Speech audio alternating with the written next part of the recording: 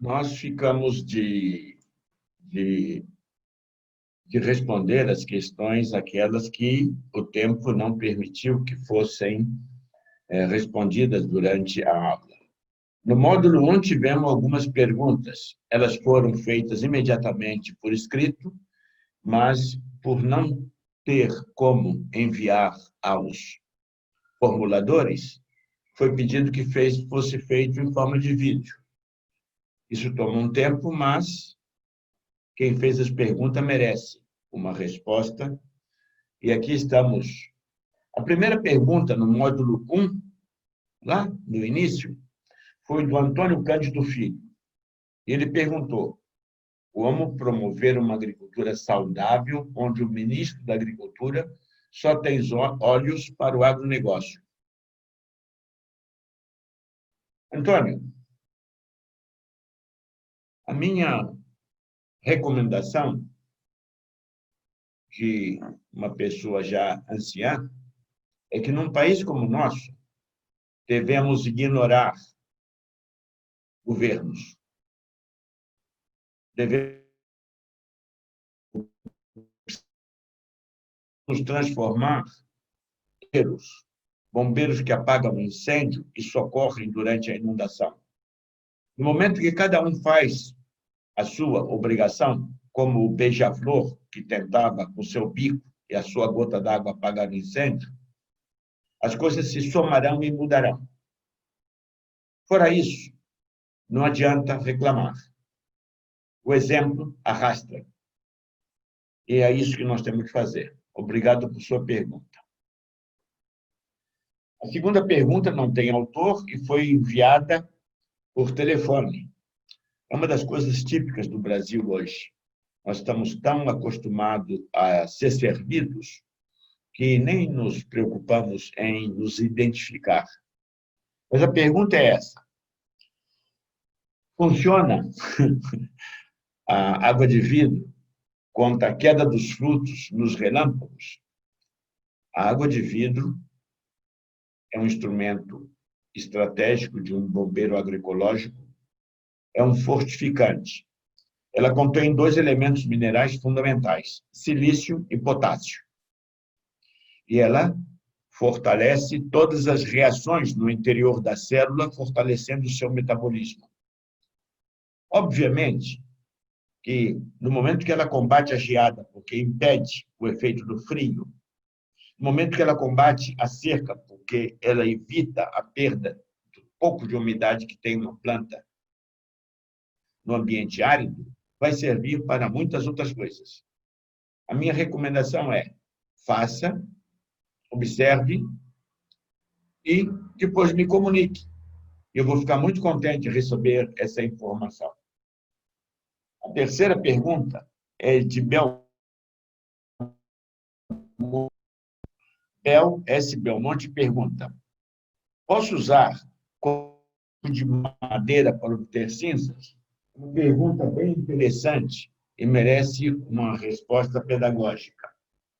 Conforme evoluíram os vegetais na superfície desse planeta, eles foram cada vez mais necessitando menores quantidades de uma grande diversidade de minerais.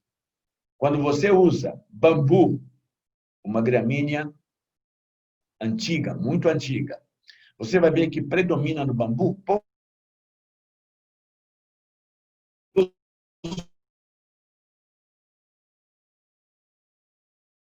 a diversidade de mineral é muito maior. No tipo de cinza. Isso faz com que tenhamos essa diversidade na sua cinza. Se usar bambu, terá problema. Se usar uma leguminosa, será melhor. Então, eu faço a pergunta para ti: qual é melhor?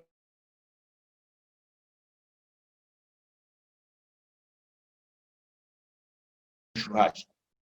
E a resposta sua vai ser importante.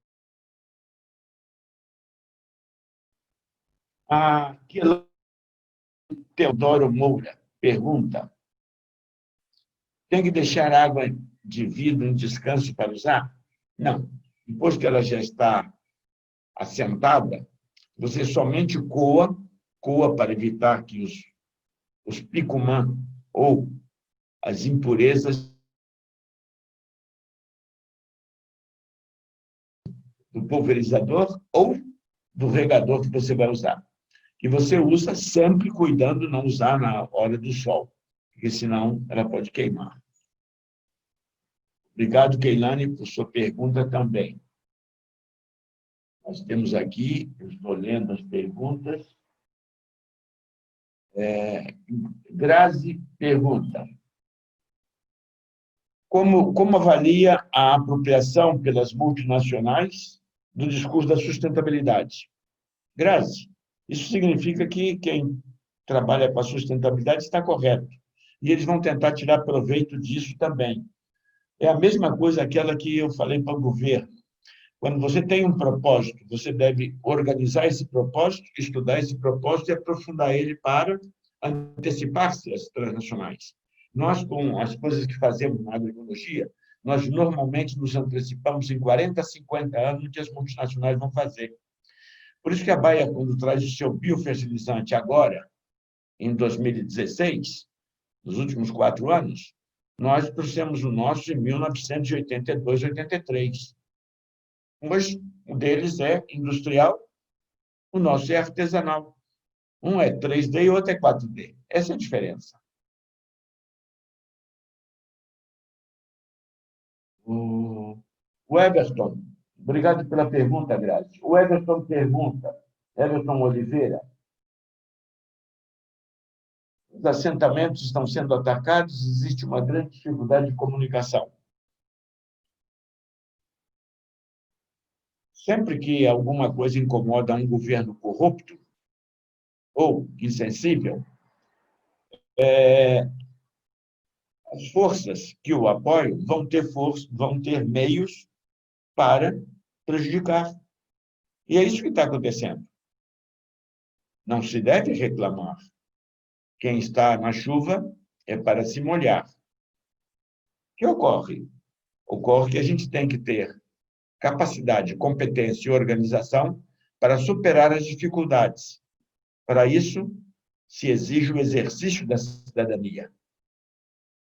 Eu não tenho medo de ódio, não tenho medo de ameaça, não tenho medo de nada. Por quê?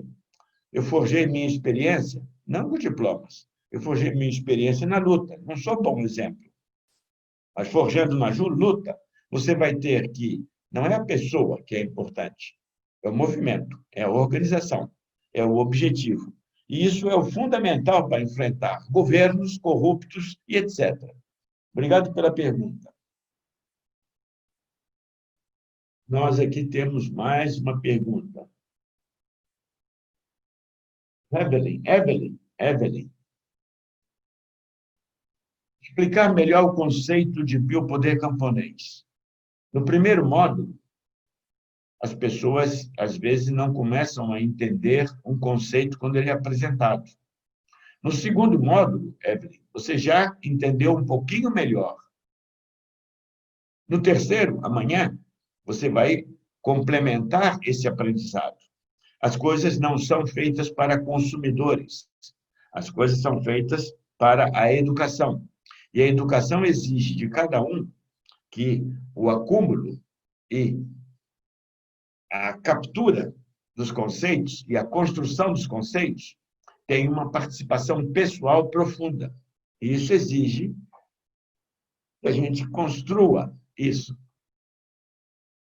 nesse espaço. Então, no final do curso, você vai entender. A Lana Landim pergunta: a questão agora é salvar a espécie humana e preservar o planeta. Não se preocupe com o planeta. Planeta, não se preocupe. Os humanos devem se preocupar. E os humanos que devem se preocupar são os que menos estão se preocupando hoje. Não digo com o cidadão, com a pessoa pobre, humilde, que está sobrevivendo. Me digo com os governantes, com o senhor Trump, com o senhor Bolsonaro, com esses senhores que estão aí preocupados em construir coisas absurdas e enfrentar coisas absurdas, fazendo coisas absurdas, sem um compromisso. Ontem tivemos a alteração de todas as resoluções do CONAMA para beneficiar negócios que não são negócios sustentáveis, que vão destruir muitíssimas pessoas. Quantas pessoas vivem da economia dos manguezais? Quanto alimento produz um manguezal? A ignorância nacional não permite que se perceba isso, mas a corrupção de pessoas faz com que ele beneficie alguém que quer criar camarão sobre os manguezais. Isso já estava regulado desde 2001. As tartarugas e todo o trabalho que foram feitos no litoral brasileiro, se está vendo isso. Então, nós temos que estar organizando, repudiando e protestando contra isso de forma organizada. Esse é o nosso caminho. Obrigado pela pergunta. Aqui temos, então, essa foi a última pergunta sobre... tem mais uma ainda aqui. Fala sobre agrofloresta. Existe espaço nesse país imenso chamado Brasil. Você tem 5 biomas no Brasil. Por exemplo, fazer agrofloresta no Pampa Gaúcho é meio estranho. Embora tenha gente tentando fazer isso. É uma área de pastagem, uma área pastoril, é uma área onde se faz gado e agricultura. Fazer campo de criação de gado na Amazônia é a ignorância nacional atrás de mercado. E nós estamos vendo o incêndio no Pantanal, o incêndio na floresta amazônica, e não há espaço para se discutir isso. Então, essa é a realidade que nós estamos vendo hoje em dia e que exige, principalmente, compromisso da ciência, da academia, da sociedade, dos políticos, e o que estamos vendo é todo mundo calado, calado e com medo, acuado, por um governo totalitário que procura fazer o que as grandes corporações agroindustriais querem, em função de uma briga internacional por hegemonia. Então, cada cidadão tem o compromisso de tomar a sua atitude. A agrofloresta é um mecanismo. Para o indígena, a agrofloresta é o caminho dele. Ele tira da agrofloresta o que ele pode nos ensinar é muitíssimo fantástico. A Caatinga era uma grande agrofloresta e tinha, na Caatinga, o leite e o gado dentro da Caatinga. No entanto, hoje, nós já não temos Caatinga como há 100 anos atrás, ou há 70 anos atrás, ou há 30 anos atrás. Também não temos água na Caatinga. E o gado é totalmente artificial e doente. Essa é uma realidade que se tem que discutir no dia a dia, mas para isso é necessário conhecer a Caatinga, coisa que dia a dia se diminui muito o conhecimento sobre Caatinga nesse país, onde é o bioma mais habitado do país, é a Caatinga, depois da Mata Atlântica. Obrigado pela pergunta. Vamos agora às perguntas do módulo 2. A Crícia diz: como a escola do campo pode contribuir para enraizar o biopoder camponês nos territórios? A escola do campo tem uma função primordial: rejuvenescer o camponês, fazer com que os filhos do camponês tenham autoestima elevada e desejem, aqueles que quiserem, livremente permanecer no campo para fazer a agricultura de sabedoria de seus pais. Para isso, ele necessita ter o território, estar protegido no território, não ficar submetido, como aqui no Rio Grande do Sul, assentamento submetido à pressão do eucalipto por governadores. Não 1, 2, 4 governadores. Essa é uma realidade. Então, a escola do campo serve para formar jovens camponeses em agroecologia. E aí nós vamos ver a grande qualidade que se pode ter. Obrigado, Crícia, por essa pergunta. O Fernando Aristimunho Pergunta sobre o bioma Pampa. Os biomas serão salvos pelas mãos e ações do campesinato. Qual o caminho para proporcionar autonomia aos campesinos e a resistência contra as grandes corporações? Já foi respondido, mas eu vou dizer. É organização, estudo e cidadania. Quando o brasileiro conseguir forjar a sua identidade e perceber que, além dos seus interesses pessoais, há um interesse maior de uma população, de gerações futuras, de um patrimônio natural, ou história natural, ou meio ambiente, as coisas começam a mudar nesse país. Nós não podemos continuar sendo garimpeiro em nossa terra. Alguém foi às Nações Unidas e acusou o indígena e o caboclo de estar destruindo a floresta para esconder o seu crime. Ele está forjando isso. O chefe do setor fundiário da agricultura nacional está forjando isso. E nós podemos ter uma condena internacional ou, pior, nós podemos ter uma intervenção justificada internacional sobre um território. Mas quem deveria estar prestando atenção nisso está preocupado com as suas medalhinhas e a sua corporação. E essa é uma realidade nacional. Vamos, então, para... Obrigado pela pergunta. Qual o papel da geada nas dinâmicas biológicas no interior do solo? É uma pergunta muito estranha, Jéssica. A temperatura baixa no inverno é fruto de uma realidade, de um posicionamento do Sol sobre o planeta e distanciamento do planeta do Sol.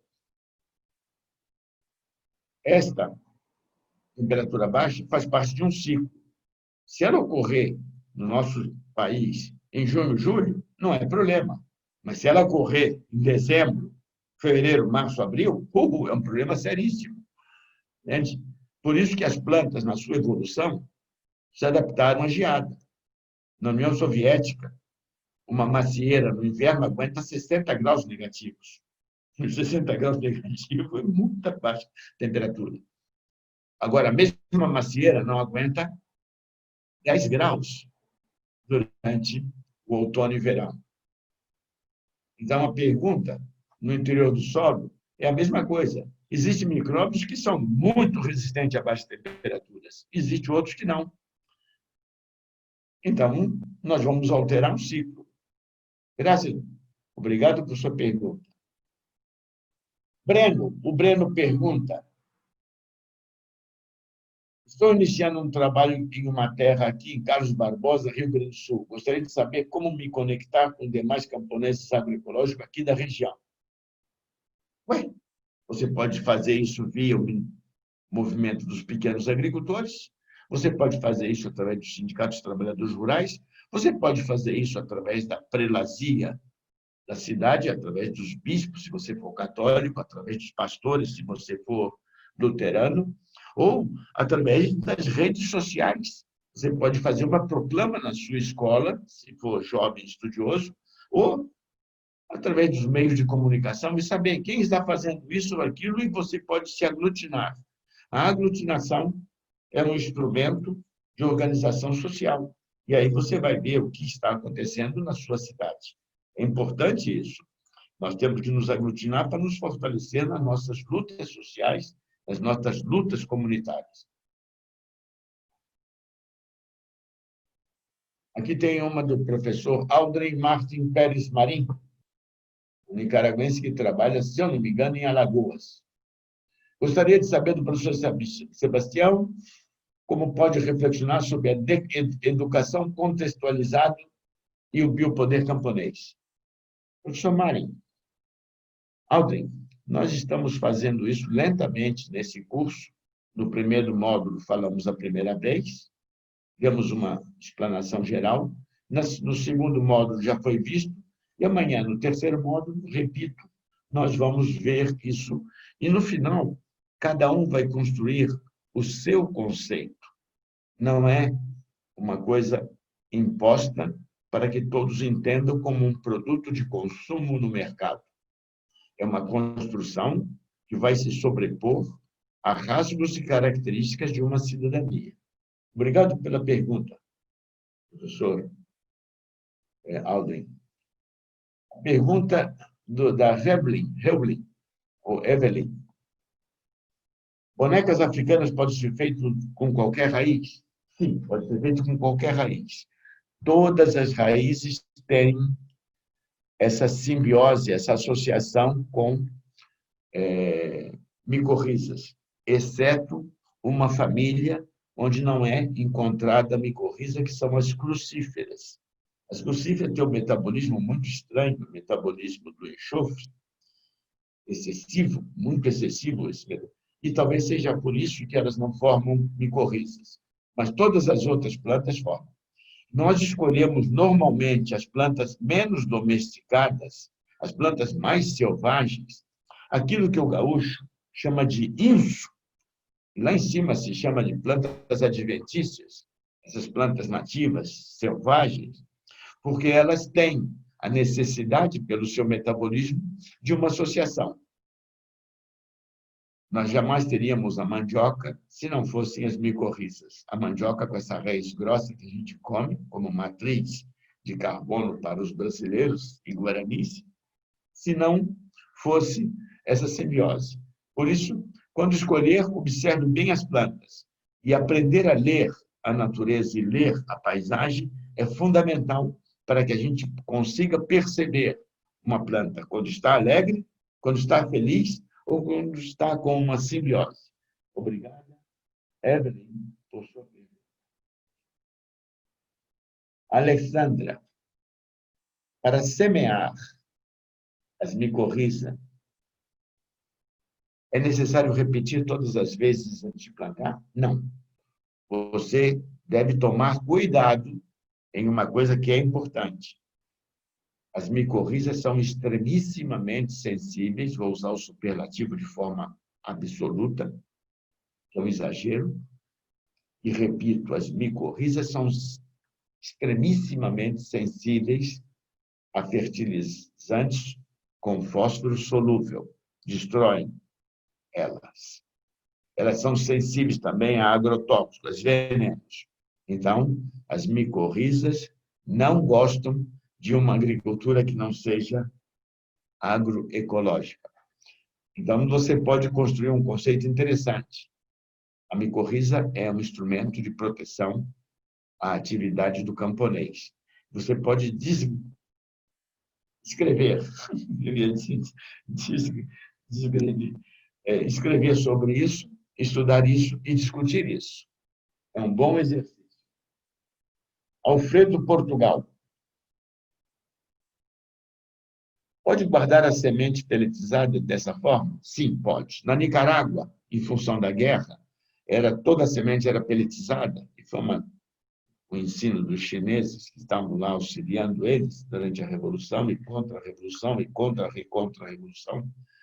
E eles, muitas vezes, tinham que lavar, porque era a única coisa que sobrava durante a destruição e invasão do seu território, das suas casas e destruição das suas choças.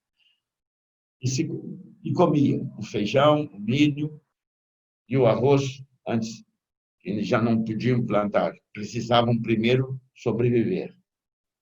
Como se pode fazer isso? Porque não é veneno. Você vai tirar aquela farinha de rocha que também não é veneno. Correto? Obrigado, Alfredo Portugal, pela pergunta. Alexandre, para plantar, como se faz? É simples. A semente fica igualzinha. Ela vai ficar com uma película um pouquinho espessa. Existem algumas pessoas que conseguem fazer tão fina, que fica bonito. Eu consigo bem fazer isso em algumas sementes. Você pode plantar a lanço, pode plantar a máquina, pode plantar, inclusive, com trator, com mecanização. É só trocar um disco e colocar um disco um pouquinho maior. Entende? Então, tem que deixar secar. Um teste que não foi dito naquele dia, um teste fácil de se fazer, que eu faço sempre para ver se está bem feita, eu coloco a semente seca depois de 24 horas, conforme o clima, eu coloco na altura do meu umbigo, A altura do meu umbigo tem aproximadamente 1 metro, e deixo ela cair sobre um solo de cimento. Ela tem que ficar inteirinha, não pode quebrar. Aí está bem feita. Também essa é uma forma fácil que os agricultores adoram, e quando vem bem feita, e eles fizeram bem feita, eles ficam felicíssimos. E isso traz uma alegria, e essa alegria é contagiante para nós também. Aqui agora, o fiore. O pó de rocha por outro elemento. Fiore, reflita. Qual a finalidade de substituir o pó de rocha por outro elemento? Você quer usar adubo? O que é um adubo? O adubo é o pó de rocha que foi tratado dentro de uma fábrica para criar uma exclusividade. Você quer pagar essa exclusividade? O adubo é altamente solúvel. Quando você mistura ele com um pegante, ele reage e pode haver uma reação química contrária. Não há como substituir o pó de rocha. Obrigado pela pergunta. Qual a receita de multiplicar o número de a partir do arroz? No Brasil, geralmente, a gente vê as coisas chegarem, e normalmente as coisas no Brasil chegam e as pessoas copiam aquela receita que chegou sem perceber que aquilo é uma cópia. Quando o pessoal oriental traz o arroz para multiplicar, sim, o arroz faz parte da dieta brasileira. O brasileiro come muito arroz. Mas os micróbios brasileiros gostam de arroz? É a primeira pergunta. Segundo, o arroz é caro? Agora, nesse governo, está caríssimo. Terceiro, qual seria uma forma mais fácil de multiplicar? Seria com farinha de mandioca? Seria com fubá, farinha de milho? Poderia ser com uma outra, um outro elemento, como, por exemplo, a abóbora? A abóbora para multiplicar micróbios? Nós devemos sempre redesenhar a tecnologia de acordo com as longitudes, latitudes e a cultura nossa, e aquilo mais abundante que nós tenhamos. Então, nós vamos poder reescrever e conseguir capturar micróbios para multiplicá-los. Fazê-los com arroz é uma prática que está aí. Agora, nós vimos de uma forma diferente. Nós vimos que nós temos que alimentar os micróbios que estão no nosso solo. E isso é diferente de ir ao monte capturar arroz ou ir ao monte tirar, roubar, sequestrar o alimento que as folhas produziram para aquele bosque. Então, é importante a gente se situar no tempo e no espaço, no que estamos fazendo, para construir a vida e o saber sobre a terra que temos. Obrigado. A pedra moída, como construir na prática. A farinha de rocha nada mais que uma pedra moída. Nas prefeituras de qualquer cidade, médio tamanho ou pequenas, tem um britador. Britador é aquele que moe as pedras para se fazer argamassa para obra de construção civil, para fazer revestimentos de asfalto. No Brasil, as pedras moídas mais comuns são o basalto, o granito. No Nordeste tem as metamórficas, que são muito boas. No Brasil se usa há muitos anos uma pedra chamada calcário. O calcário tem que ser tomado cuidado porque ele tem uma concentração muito alta de cálcio, na forma de carbonato. Ou seja, ele altera o pH do solo, a acidez do solo, ele corrige. Então, se você usar calcário demasiado, como farinha de rocha, ele vai trazer um problema. Já fizemos isso no passado, indicado pela pesquisa. Usávamos demasiado, mas as corporações estrangeiras desejavam que nós parássemos de plantar trigo e queriam que nós plantássemos soja, que precisa de muito cálcio. Hoje, já se corrigiu um pouco isso, não totalmente, mas já se corrigiu um pouco. Nas farinhas de rocha, nós procuramos saber se elas têm calcário. Se tiver calcário, a gente tem que tomar cuidado. Não é recomendável utilizar Então, nós, para sabermos se uma farinha de rocha tem calcário, é fácil. É só pegar um limão, limão qualquer, ou um pouquinho de vinagre. Tanto limão como vinagre têm um suco ácido. Se colocamos numa rocha moída um pouquinho de limão ou de vinagre, você vai ver que ferve. Ao ferver, está liberando gás carbônico. Ao ferver em si, significa que foi um carbonato que reagiu. Essa rocha não deve ser utilizada porque, se você utilizar ela, pode ser perigoso. Você precisaria ter um conhecimento especializado para saber quanto você pode utilizar. Se ela não ferver, significa que ela é uma rocha silicatada. Você pode usar a quantidade que for. Não use acima de 50 toneladas por hectare, porque já fica antieconômico. Isso é uma recomendação japonesa. Então, você pode utilizar sem problemas nenhum.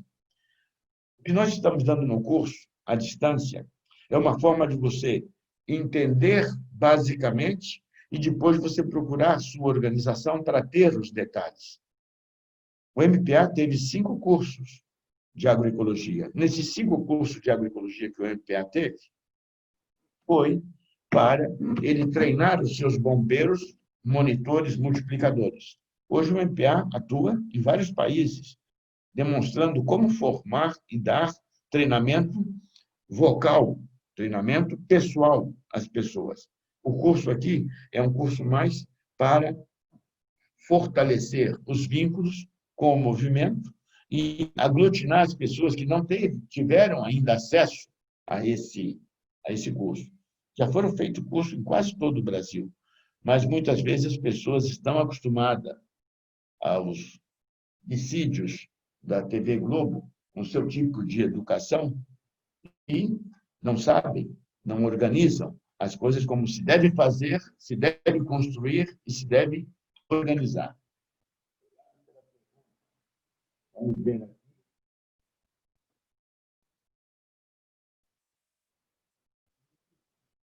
Agora, Sebastião, receitinha para entender as formigas. Você não precisa de uma receita para entender as formigas. Você precisa observar as formigas e estudar as formigas. Existem livros belíssimos sobre isso. E aí, então, Ana, você vai ver uma coisa que é fundamental, que está sendo dito agora nas redes sociais.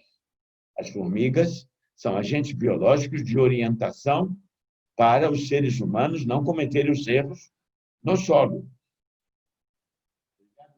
Pergunta, Joana,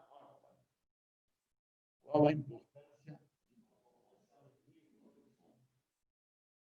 Nós não fizemos abordagem sobre bioconstrução.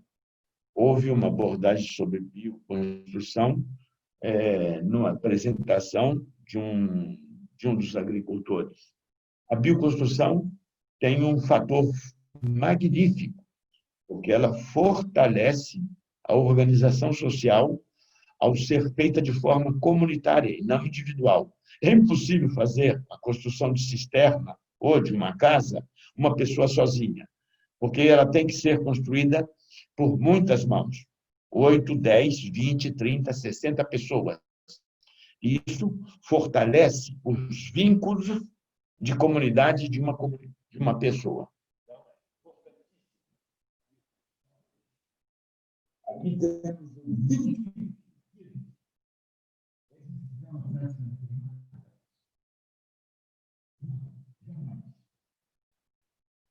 não deve haver fogo na agricultura. O fogo destrói uma matéria orgânica microbiana. O calor exalado pelo fogo mata micro-organismos.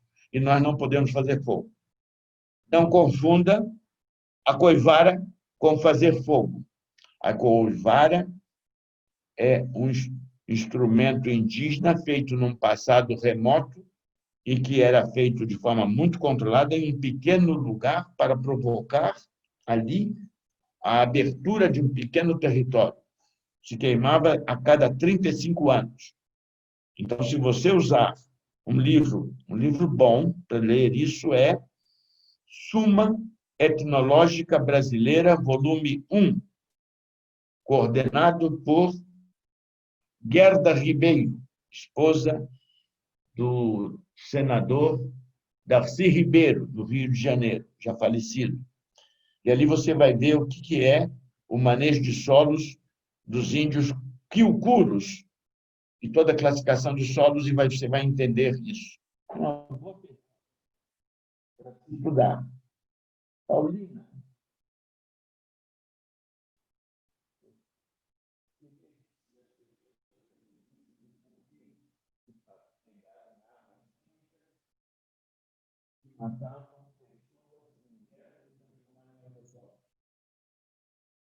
Simples.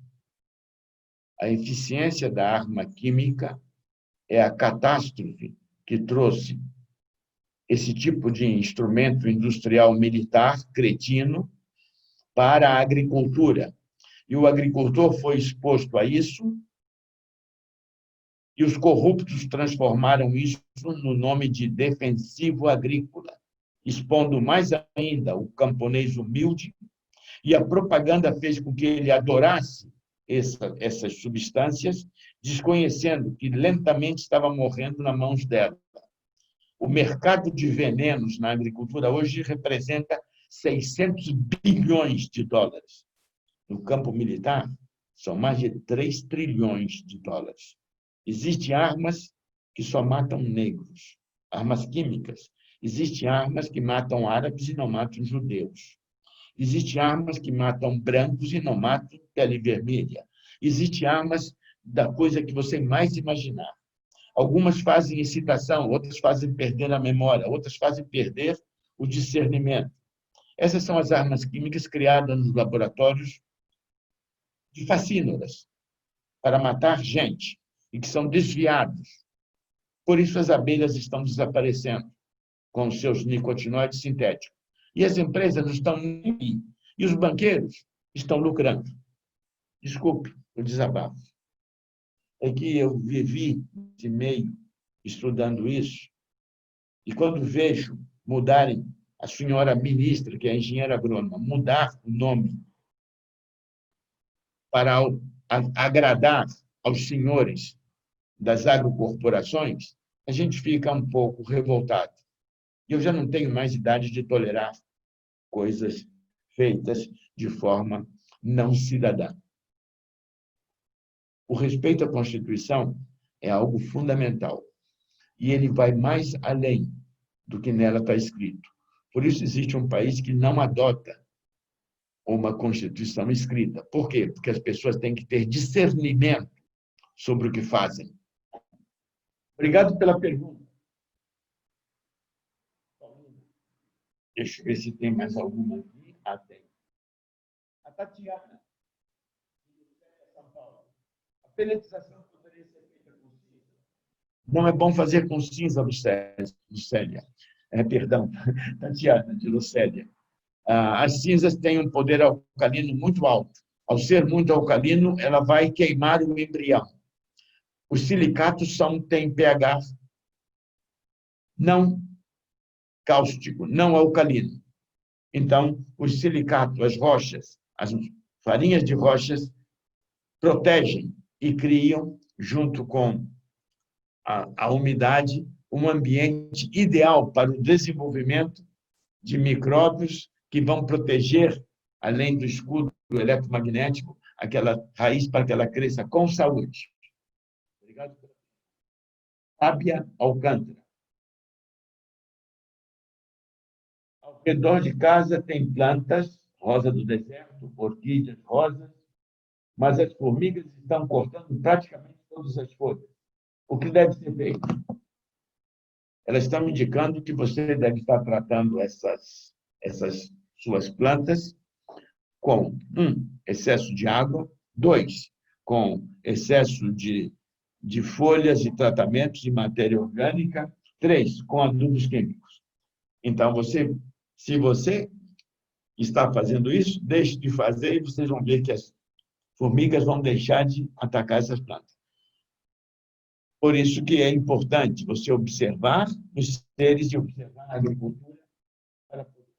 Se você quiser aplicar algo para que ela não ataque suas flores, água de vidro é uma forma de aplicar algo que não é veneno e que vai reequilibrar e reharmonizar o metabolismo dessas plantas e ela vai haver, vai ser evitado. Obrigado, Fábia Alcântara.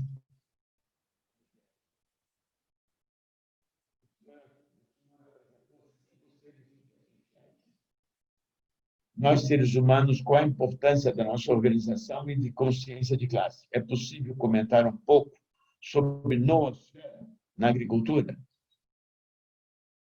Comentado bastante durante o curso. A consciência de classe foi ressaltada também. O problema é que, como as grandes corporações da guerra e do mercado querem cooptar a agricultura para tirar mais lucro através de seus grãos e dos seus negócios, a propaganda, a publicidade, tudo relativo à agricultura por parte de governos, de academias e de meios de comunicação, tornam a ultrassociabilidade algo esquecido ou oculto, que nós temos que realçar. E realçar aquilo que é esquecido ou oculto é uma forma de trazer o biopoder camponês para a nossa lide, a nossa realidade. Vamos lá.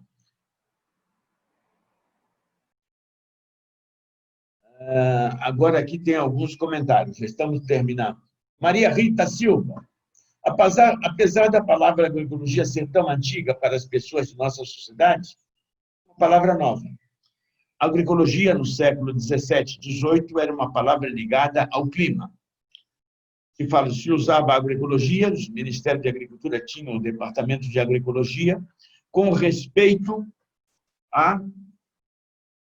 às estações climáticas, as fases fenológicas das plantas, florescimento, crescimento, brotação, germinação, isso eram as fases. E as fases seguiam caminhos, detalhes, isso era muito estudado. A partir de 1945, se deixa de lado esses trabalhos e esses departamentos são desaparecidos dentro dos Ministérios de Agricultura de todos os países. Se vocês estudarem livros antigos, vão ver que na França, na Alemanha, nos Estados Unidos, na Inglaterra, no Brasil, se falava muito em agroecologia. A partir de 1981, se começa a falar em agroecologia em um sentido de uma agricultura para o futuro. Quem começa isso é um canadense, de fala francesa, porque as indústrias já começam a vislumbrar a necessidade de mudar no futuro, porque a matriz química já está começando a ficar esgotada e vai vir a matriz da bioquímica, da biotecnologia. Hoje, existem dois tipos de agroecologia. A do Departamento de Estado dos Estados Unidos da América e a agroecologia indígena camponesa. E você escolhe qual das duas você pode estudar. Essa é a grande vantagem. Os bombeiros agroecológicos estão lutando contra o poder do Departamento de Estado dos Estados Unidos da América e contra os militares deles espalhados na América Latina para construir uma agroecologia indígena camponesa, onde as pessoas não precisam gritar selva, selva, selva no meio da Amazônia, porque a selva está dentro de cada um de nós, no Pampa, no Cerrado, na Caatinga, na Mata Atlântica ou na Amazônia. Ela é um rasgo de identidade e não um grito militar. Vamos ver agora essa.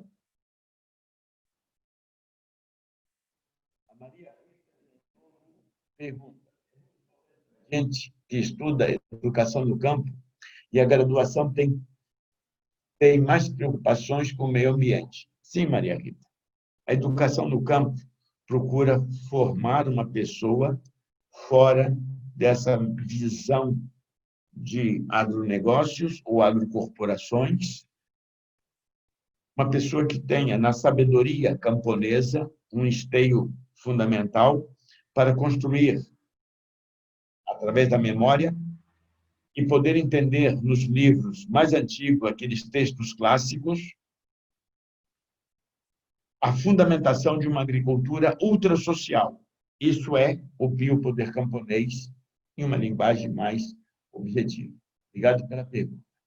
Kellen Sintra Dantas. Conhecimento é poder. Conhecimento compartilhado é liberdade. Isso é muito importante, porque o poder compartilhado é cidadania, é organização. Por isso, quando nós trabalhamos nos cursos de agroecologia, nós só trabalhamos com movimentos sociais. É por uma opção de cidadania. Isso, para nós, é muito importante. Joel Guimarães.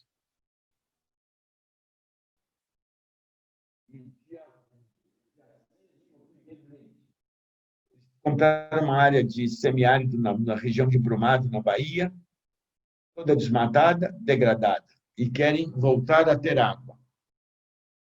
A melhor coisa que faz nessa região é não trabalhar sozinho, procurar convencer os vizinhos e a comunidade da importância. E você vai ver que nesse território sagrado da Bahia, as árvores crescem muito rápido. Então, você pode plantar árvores que crescem rápido na Bahia. E, ao plantar essas árvores, você vai plantar aquelas que crescem mais rápido, junto com aquelas que crescem mais lento. E vocês vão ver que, logo, logo, as fontes vão começar a retornar. Onde existem árvores, a paisagem começa, em pouco tempo, a retornar.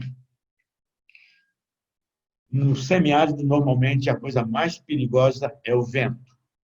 Na Caatinga, no sertão e no semiárido, o vento aumenta a evaporação do pouco de água que tem as plantas.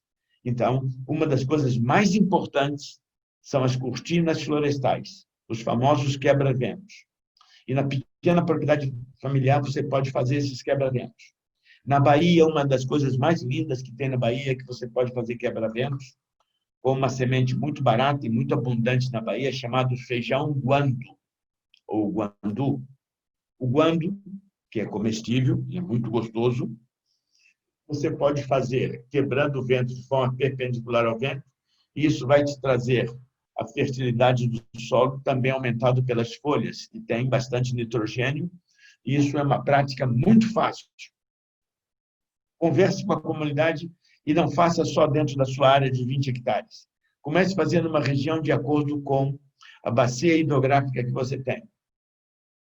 Existe um país que fez uma lei dizendo que todos deveriam começar a fazer cortinas florestais.